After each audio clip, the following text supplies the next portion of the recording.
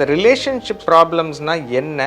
ஒரு ரிலேஷன்ஷிப்போட அஸ்திவாரமே என்னன்னா நம்பிக்கை and மரியாதை. Husband and wife வராங்க. We have been happily married for 10 years but suddenly there is a rift forming between us. 5 main ஃபீல்ட்ஸ்ல உட்காந்து problems வரும். இந்த 5 ஃபீல்ட்ஸை கபடி விளையாடுறது தான் உட்காந்து நம்ம வாழ்க்கையே. 25 years of experience, ஆயிரக்கணக்கான சர்ஜரிஸ், ஆயிரக்கணக்கான கதைகள், என்னோட மொத்த மெடிக்கல் எக்ஸ்பீரியன்ஸையும் உங்களோட ஷேர் பண்ணுறதுக்கு இதோ Beyond Bones by Dr. S. Armugam, a podcast dedicated to health and wellness. நம்ம பாட்காஸ்டில் டாக்டர்ஸ், ட்ரெயினர்ஸ், சர்ஜன்ஸ் இது போல் பலதரப்பட்ட ஹெல்த் ப்ரொஃபஷனல்ஸோடு பேச போகிறோம். நம்ம ஹெல்த் நம்ம கடமை, ஆனால் உங்ககிட்ட சரியான ஹெல்த் இன்ஃபர்மேஷன் கொண்டு வந்து சேர்க்கறது என்னோட கடமை. இப்போ மெரைட்டல் கவுன்சிலிங் தான் ரொம்ப காமனான கவுன்சிலிங் என்னை பொறுத்த வரைக்கும். As an outsider, I am not a psychiatrist. So you must be seeing lot of relationship problems, அதாவது ஹஸ்பண்ட் ஒய்ஃப் ப்ராப்ளம்ஸ் தான் ரொம்ப காமன் என்னை பொறுத்த வரைக்கும். ஸோ இந்த ரிலேஷன்ஷிப் ப்ராப்ளம்ஸ்னால் என்ன, யாருக்கு வரும், எந்த விதமான ரிலேஷன்ஷிப்ஸில் வரும், அண்ட் அதுக்கான உங்களோட ட்ரீட்மெண்ட்டோ ஹெல்ப்போ நீங்கள் எப்படி அவங்களுக்கு ஹெல்ப் பண்ண முடியும். சரி, ஒரு ஹஸ்பண்ட் அண்ட் ஒய்ஃப் இருக்காங்க, ரொம்ப சண்டை போட்டுட்டு இருக்காங்க, பிரியணுன்றாங்க, உங்களோட ரோல் என்ன? ஜென்ரலாக நான் ஆரம்பிக்கிறேன் ஒரு இன்ட்ரடக்ஷன் மாதிரி. ஒரு மனிதனை பார்க்கும்போது 5 மெயின் ஃபீல்ட்ஸில் உட்காந்து ப்ராப்ளம்ஸ் வரும்.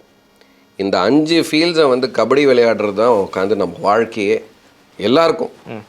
ஸோ ஒன்று ஹெல்த். ஓகே. ஸோ அந்த ஹெல்த்தை நம்ம டிவைட் பண்ணும்போது mental health, physical health. So ரெண்டாவது உட்காந்து வெல்த், காசு இருக்குது இல்லை, பத்தலை, திருப்தி அடையலை, கடன் இருக்குது, கடன் கட்ட முடியல. மூணாவது ரிலேஷன்ஷிப் அது எது வேணாலும் இருக்கலாம். அக்கா, தங்கச்சி, அண்ணன், தம்பி, அப்பா, அம்மா, அங்கிள், ஆண்டி, பாய் ஃப்ரெண்ட், கேர்ள் ஃப்ரெண்ட், யார் வேணாலும் இருக்கலாம், ஃப்ரெண்ட்ஸு. ஸோ அதில் வர ப்ராப்ளம்ஸ். நாலாவது வேலை இருக்குது, வேலை இல்லை, வேலையில் பாலிடிக்ஸ் இருக்குது, வேலை திருப்தி அடையலை, எனக்கு ரொம்ப காம்ப்ளிகேட்டடாக இருக்குது, உட்காந்துட்டு பசங்களாக இருந்தால் எனக்கு படிப்பு ஏறலை, படிப்பு வரல, உட்காந்து படிப்பு கஷ்டமாக இருக்குது, எனக்கு ஸ்ட்ரெஸ்ஃபுல்லாக இருக்குது. ஸோ படிப்பு. தென் லாஸ்ட் 5வது இஸ் என்வாயர்மெண்ட். ஓகே. சூடாக இருக்குது, மழை பெய்யுது, ஃப்ளட் வருது, இது சரியாக இல்லை, தூசு தும்முமாக இருக்குது. ஸோ இந்த என்டையர் 5 டொமைன்ஸை நம்ம மேனேஜ் பண்ணுறது தான் நம்ம வாழ்க்கை. அதில் relationship is one of the main factors. அந்த ரிலேஷன்ஷிப் ஃபேக்டர் அதில் ஒவ்வொருத்தரோட எப்படி இன்ட்ராக்ட் பண்ணுறோம். ஸோ அந்த ஒவ்வொருத்தரோட இன்ட்ராக்ட் பண்ணுறதுல one of the main relationship ஒரு கணவன் மனைவியோட ரிலேஷன்ஷிப்.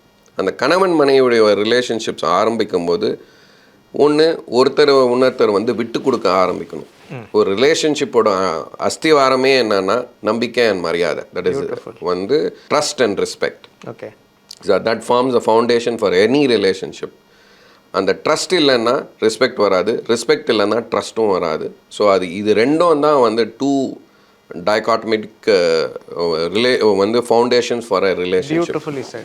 ஸோ அந்த ரிலேஷன்ஷிப்பில் மெஜாரிட்டி நீங்கள் பார்த்தீங்கன்னா கணவன் மனைவியில் அவங்க விட்டு கொடுக்கவும் மாட்டாங்க. சில பேர் விட்டு கொடுப்பாங்க சில இடத்துல, சில பேர் ஸோ அட்ஜஸ்ட்மெண்ட்டில் விட்டு கொடுக்க மனப்பான்மையும் இருக்கணும். ஸோ ஒரு மேரிட்டல் ரிலேஷன்ஷிப்ன்றது ஒரு மிக்ஸ்ட் டபுள்ஸ் டென்னிஸ் விளையாடுற மாதிரி. யார் தப்பாக விளையாடினாலும் உங்கள் டீம் தான் லூஸ் ஆகும். கரெக்ட். ஸோ நீங்கள் ஆப்போசிட்டாக விளையாடல, நீங்கள் ஒன்றா விளையாடுறீங்க. ஸோ அந்த லைஃபோட கேமை ஒன்றா விளையாடும் போது உட்காந்து விட்டு கொடுக்குறதும், உட்காந்துட்டு ஷேர் பண்ணுறதும், ஒருத்தரை ரெஸ்பெக்ட் பண்ணுறதும், ஒருத்தரை நம்பிக்கைன்றது ரொம்ப முக்கியமானது. ஸோ இதில் வர ப்ராப்ளம்ஸ் அண்ட் மற்றவங்க இன்டர்ஃபியர் பண்ணுற ப்ராப்ளம்ஸ், அதுதான் மேரிட்டல் ரிலேஷன்ஷிப்பில் மெயினாக நடக்கிற ப்ராப்ளம்ஸ். உங்களோட ரோல் என்ன? இப்போ ட்ரீட்மெண்ட்னு வராங்க, இப்போது somebody XYZ husband and wife வராங்க, we have been happily married for 10 years but suddenly there is a rift forming between us. எங்களால் ஒத்துப்போக முடியல, எங்கள் பசங்க வளர்ந்துக்கிட்டு இருக்காங்க, ஆனால் வீட்டில் எங்களோட சண்டை ரொம்ப ஜாஸ்தி ஆகிட்டுருக்கு, எங்களால் சமூகமாக சேர்ந்து வாழ முடியலை. அப்படி உங்ககிட்ட வரவங்களுக்கு நீங்கள் எப்படி கவுன்சிலிங் பண்ணுவீங்களா, இல்லை அவங்களுக்கு ஆக்சுவலாக ட்ரீட்மெண்ட் ஏதாவது பண்ண வேண்டியது இருக்குமா, என்ன பண்ணணும்?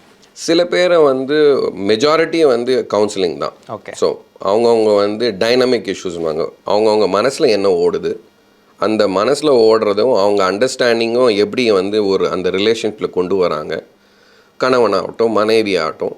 அதுக்கப்புறம் உட்காந்து குடும்பத்தார், ஸோ மாமியார் மாமனார் அப்பா அம்மா, ஸோ இவங்க வந்து அந்த ரிலேஷன்ஷிப்பில் எப்படி கையாளுறாங்க, அவங்க கொண்டு வர வந்து டைனமிக் இஷ்யூஸ் அதெல்லாம் நாங்கள் பார்த்துட்டு அதை உட்காந்து ஒன்று ஒன்றா பிரித்து அவங்கவுங்கள உட்காந்துட்டு எஜுகேட் பண்ணுறதுக்கு கவுன்சிலிங் தான் மெயின் ஸ்டே. ஓகே. ஸோ சில பேருக்கு வந்து வேறு ப்ராப்ளம்ஸும் ஆட் ஆகிருக்கும், ஆனால் அவங்களுக்கு தெரியாத இந்த ப்ராப்ளம்னால வருது. உதாரணத்துக்கு வந்து சில பேருக்கு வந்து தைராய்டு ப்ராப்ளம் இருக்கும்போது அவங்களுக்கு வந்து டிப்ரெசிவ் சிம்டம்ஸ் வரதுக்கு வாய்ப்பு இருக்குது. தைராய்டை நம்ம கரெக்ட் பண்ணுறோன்னா டிப்ரெசிவ் சிம்டம்ஸ் வந்து இருக்கும். ஸோ அதனால வந்து அவங்களுக்கு ரிலேஷன்ஷிப் ப்ராப்ளம் கொஞ்சம் சால்வ் ஆகும். பீப்புள் வந்து அனீமியா இருக்கவங்களுக்கு, ரத்த அணுக்கள் கம்மியாக இருக்கிறவங்களுக்கு, அவங்களாம் பார்த்தீங்கன்னா ரொம்ப டயர்டாக இருப்பாங்க. அவங்களால வந்து நிறைய வேலைகள் செய்ய முடியாமல் இருக்கும். அதனால் பிஹேவியரும் கொஞ்சம் சேஞ்ச் ஆகும். வீட்டார்லாம் அவங்க எதிர்பார்ப்பு என்ன, ஏன் வீட்டு வேலைலாம் செய்ய முடியாமல் இருக்கு. ஆனால் இந்த மெடிக்கல் ப்ராப்ளம் நம்ம கரெக்ட் பண்ணிட்டோன்னா they will be back to normal. So அதை வந்து நம்ம முதல்ல வந்து புரிஞ்சுக்கணும். டைனாமிக் இஷ்யூஸை நம்ம புரிஞ்சுக்கிட்டு வி ஹெல்ப். ஓகே. சில பேர் ரொம்ப ஜாஸ்தியாக இருக்கும்போது நாங்கள் அட்மிட் பண்ணிவிட்டு we treat them with mainly counseling, not medicine.